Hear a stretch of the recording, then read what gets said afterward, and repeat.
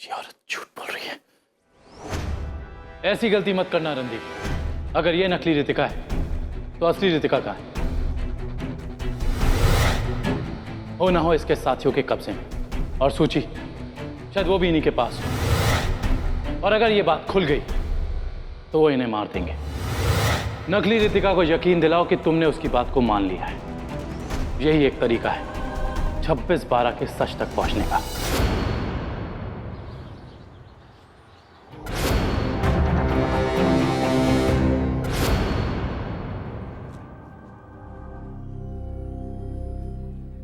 नहीं, आप आराम कीजिए। क्या स्टेटस है करुणा जी का? पेशेंट अभी खतरे से बिल्कुल बाहर। Of course, she is a strong lady. वो क्या कहते हैं? हाँ, आयरन लेडी।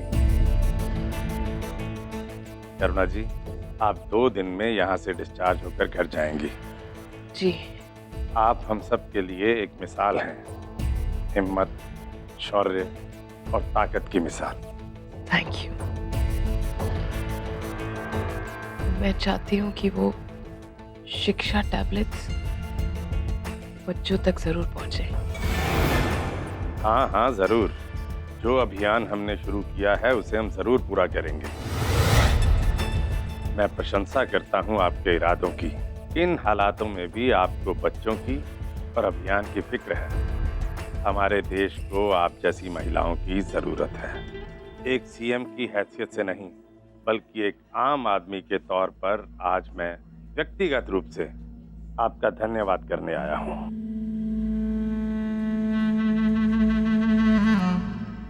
करुणा जी, थैंक्स। आपने मेरी जान बचाई है।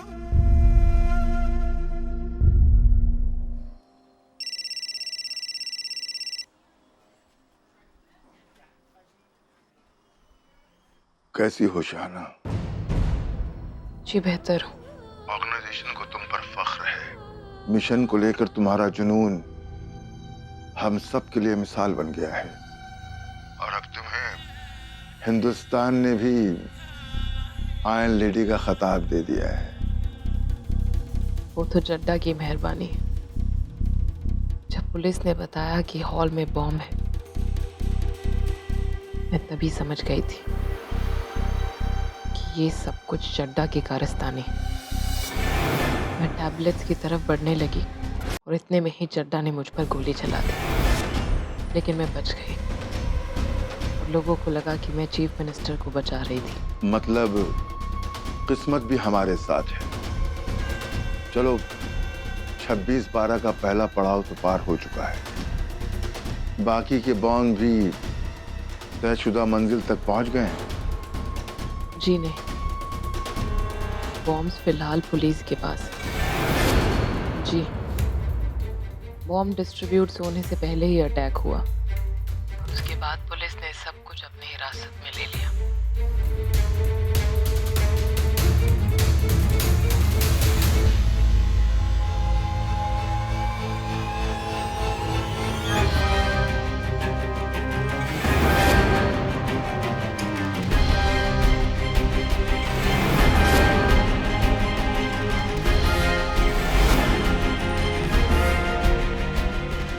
जी मैम, वो डॉक्टर्स ने बताया कि सारे स्टूडेंट्स की डिस्चार्ज नोट्स और बिल्स हमें कुरियर कर देंगे। जी मैम।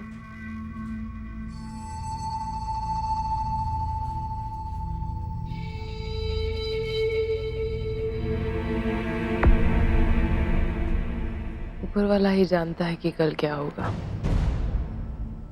अगर वो एक दरवाजा बंद करता है तो 10 और खोल देता है। वही जाने कि क्या कारण है जो मैं आज भी जिंदा हूं। कोई आ गया है क्या वहां? जी, वो कारण मेरे सामने ही है।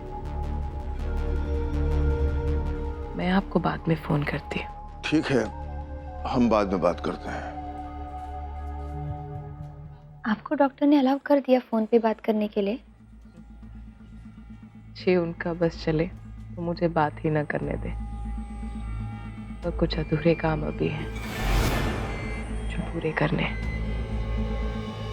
सच कहूँ, आपको देखते ही प्रेरणा मिलती है। ऐसी हालत में भी आप काम के बारे में सोच रहे हैं। काम पूरा तो करना ही है ना। मैंने समाज सेवक के बारे में सुना है, उनके काम के बारे में सुना है, लेकिन आज तो उनका जज्बा भी देख लिया। You are truly an inspiration. तारीफ तो आपकी करनी चाहिए। मेरी? जी, आज आपकी वजह से आपने मुझे खून जो दिया। अरे वो, उसमें तो कोई बड़ी बात नहीं है। अगर आप मेरी जगह होती तो किसी की जान बचाने के लिए आप भी वही करती। नहीं, अगर मैं आपकी जगह पर होती तो ये नहीं करती।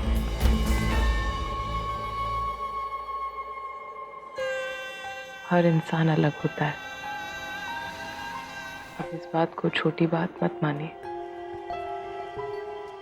आपकी वजह से आज मैं जिंदा हूँ, इसलिए थैंक्स। अरे, डॉक्टर ने आपसे कहा है बात नहीं करने के लिए, और मैं यहाँ बैठी आपसे गप्पे लड़ा रही हूँ। आप आराम कीजिए, मैं चलती हूँ। आपसे मिलने दोबारा आऊँगी। Take care.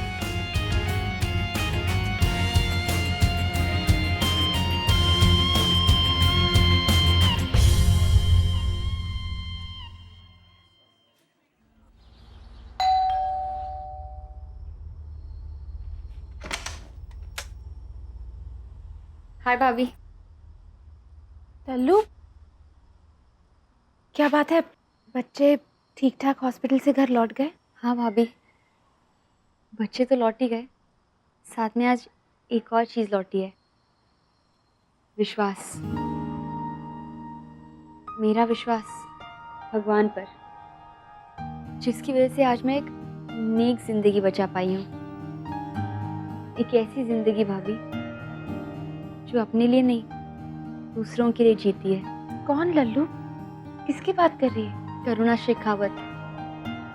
बच्चों के लिए एक एनजीओ चलाती है वो। सीएम की जान बचाने के लिए उन्होंने खुद की जान की परवाह ही नहीं की। टेररिस्ट ने उन पे गोली चला दी भाभी, पर अब वो ठीक है। भाभी, आज मैंने जान लिया है, भगवान अच्छे और बेगुनाह लोगों की परवाह करते हैं। उनके साथ कभी कुछ बुरा होने नहीं देते। तो भगवान ने मेरे पापा और दादाजी के साथ बुरा क्यों किया? भगवान अच्छे लोगों को अपने पास नहीं बुलाते, बल्कि बुरे लोग उन्हें मारते हैं। अगर भगवान सच में है, तो वो बुरे लोगों को सजा क्यों नहीं देते?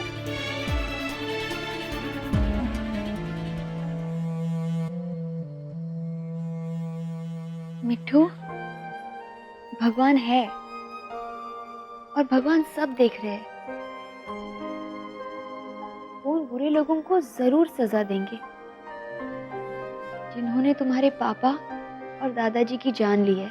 तो बुआ, उन बुरे लोगों को सजा मिलेगी? हाँ मिट्ठू, उन्हें सजा मिलेगी। हमें इंसाफ जरूर मिलेगा।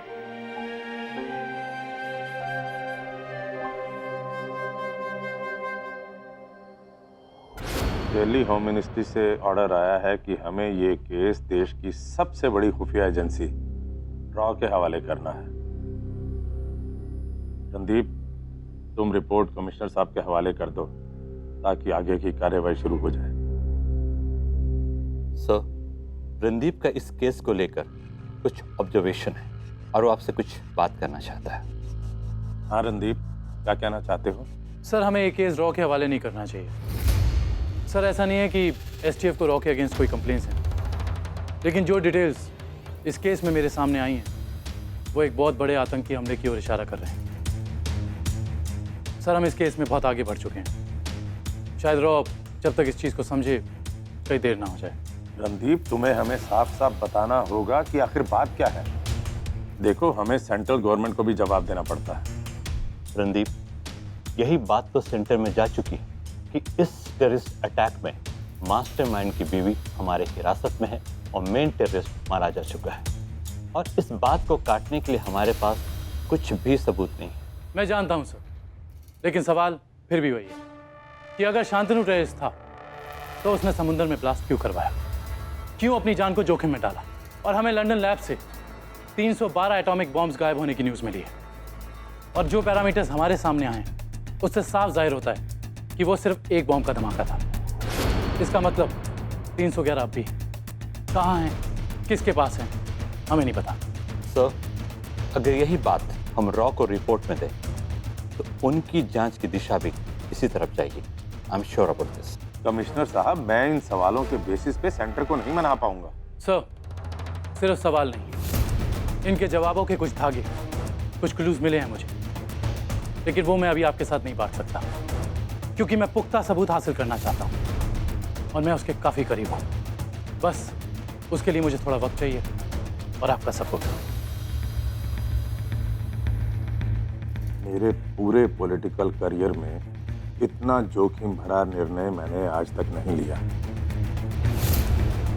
पिछली बार तुम्हारी बात पर भरोसा ना करके मैंने जो गलती की थी वो मैं दोबारा नहीं दोहराऊंगा। ठीक है Randeep, you can go ahead. Thank you sir. लीजिए, रहने दे बेटा। आखिरी नहीं मारा प्लीज। नानी, आप समय पे खाना खाया कीजिए। हाय, शुक्र है नानी, मुझे आप ही की चिंता हो रही थी कि आपने खाना खाया भी या नहीं। मेरे खाने की बात छोड़, पहले तू ये बता कि मोई को अकेले मुंबई में पटक के तू घंटन कहाँ गायब रहते हो? सॉरी नानी, काम में फंस गया था, लेकिन आगे से ध्यान रहेगा कि आप अकेले ना रह पाए। ना बेटा ना, काम मत छोड़ियो मेरे लिए। ज्यादा देर बाहर रहने को होए ना तुझे रश्मि को मेरे पास छोड़ जाया कर। पर नानी, इन्हें भी तो काम होता है। कोई बात नहीं नानी, काम खत्म करके मैं आपको मिलने आया करूंगी। अब मैं चलती हूँ। जीती रहे, खुश रहे।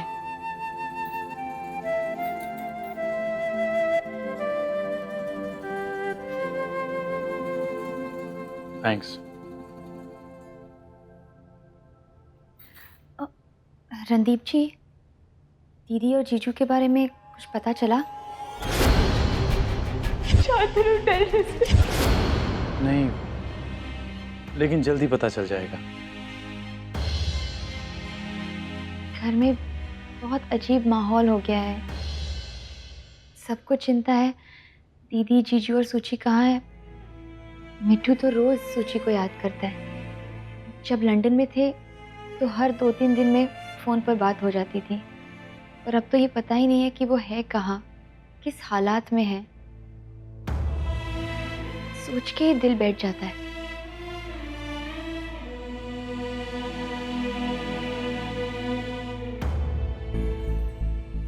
रणदीप जी, आप ये जानते तो है ना कि मिट्टू आपको अपना बहुत अच्छा दोस्त समझता है और आपकी हर बात पे भरोसा करता है।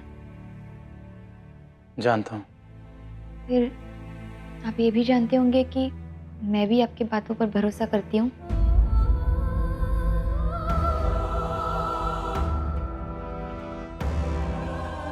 जी। तो आप एक दोस्त होने के नाते मुझसे कुछ छुपाएंगे नहीं। आपको जीजू और दीदी के बारे में जो भी, जब भी, जैसे ही पता चले आप मुझे बताएंगे। फिर वो खबर अच्छी हो या बुरी, आप मुझसे छुपाएंगे नहीं।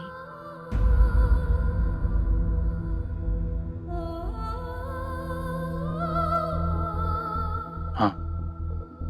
थैंक्स। बाय। बाय।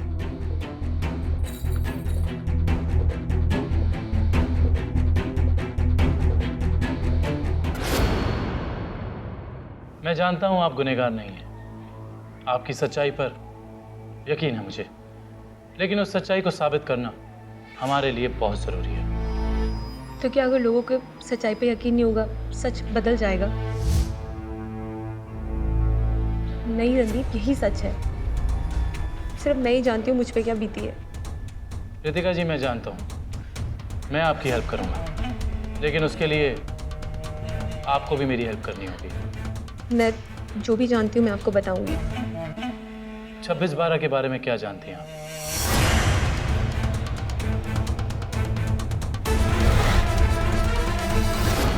26 दिसंबर को मुंबई में एक बहुत बड़ा एजुकेशनल मीट हो रहा है। देश के कोने कोने से हजारों बच्चे आएंगे।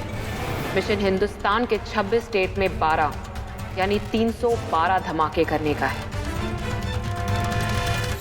26/12 26/12 या तो 6/1/2 या 26 दिसंबर। क्या है ऑपरेशन 26/12? एक नंबर, एक तारीख या कुछ और?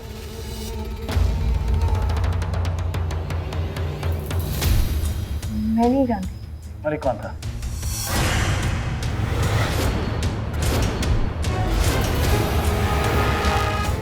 जी मैं पहुंच गई। अब सब तुम्हारे हाथ में है। शांतनु को इमोशनली इतना प्रेशर में रखो कि वो कुछ और सोच ना सके। जी मलिक,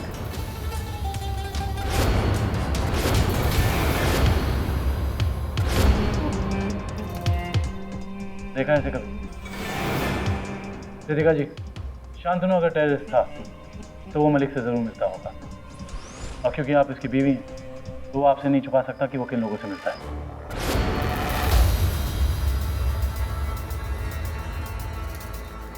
हाँ मैं जानती हूँ उसे, लेकिन मैं ये नहीं जानती थी कि इसका नाम मलिक है। मैंने ये नहीं कहा कि इसका नाम मलिक है।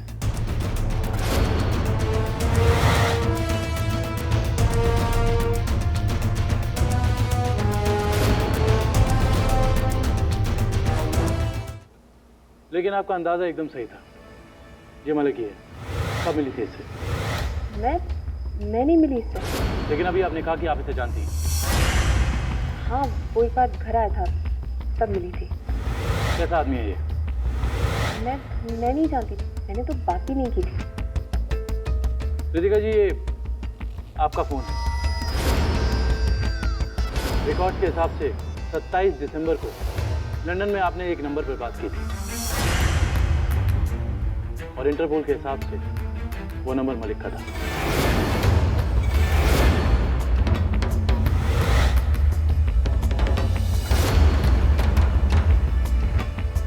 हाँ मैं कैसे भूल गई, क्योंकि मैं लंदन पहुंची थी तो इसका फोन आया था। क्यों? वो शांतनु से बात करने के लिए। शांतनु अक्सर इनसे मिलता था। अक्सर? आपने तो कहा ये सिर्फ एक बार घर पर आया। हाँ वो घर एक बार आया था, लेकिन वो बाहर अक्सर सीक्रेटली मिलता था। अगर सीक्रेटली मिलता था तो आपको कैसे मालूम? मुझे शांतनु ने बताया। शांतनु तो टेररिस्ट था रितिका, वो आपको रात की बात क्यों बताता था? मुझे नहीं पता। रितिका जी, सोच समझ कर जवाब दीजिए। दुनिया को कैसे यकीन दिलाएंगी कि आप बेगुनाह हैं और शांतनु आपका पार्टनर नहीं था? मैं जो भी कह रही हूँ सच कह रही। मस्ताना कौन था? मस्ताना? अब ये मत कहिएगा कि आप मस्ताना को नहीं जानती। नहीं, मैं मस्ताना को जानती हूँ। वो शांतनु के लिए हिंदुस्तान में काम करता था। करता था? मतलब अब नहीं करता? हाँ वो मर गया। वो मर चुका, ये आपको कैसे मालूम? मुझे जड्डा ने बताया। जड्डा वो मशहूर टेररिस्ट, उसने आपको क्यों बताया? जड्डा क्योंकि वो शांतनु को धोखा दे रहा था। किस लिए? मुझे नहीं मालूम। आपने कहा था कि शांतनु ने सूची को किडनैप किया और वो उसके नाम पर आपसे कुछ भी करवाता था। हाँ। क्या करवाया उसने? मैंने कुछ भी नहीं किया। शांतनु ने आपको मजबूर किया तो आपसे क्या करवाया? मैंने कुछ नहीं किया। 8 दिसंबर को आपने मोतीवाला ज्वेलर के एक एम्प्लॉय को सड़क पर मार दिया। मैंने किसी को नहीं मारा। और उसके बाद जब मैंने आपका पीछा किया तो आपने मुझ पर भी गोली चलाई। नहीं, झूठ है। मैंने किसी पे गोली नहीं चलाई। ये सच है। जिग्नेश को जिसने मारा वो एक औरत थी, मुझ पर गोली जिसने चलाई वो भी एक औरत थी, और वो औरत आप थी रितिका जी। वो औरत मैं नहीं थी। वो आप थी। मैं नहीं थी। वो आप थी। मैं नहीं थी। वो कौन थी? शाहाना।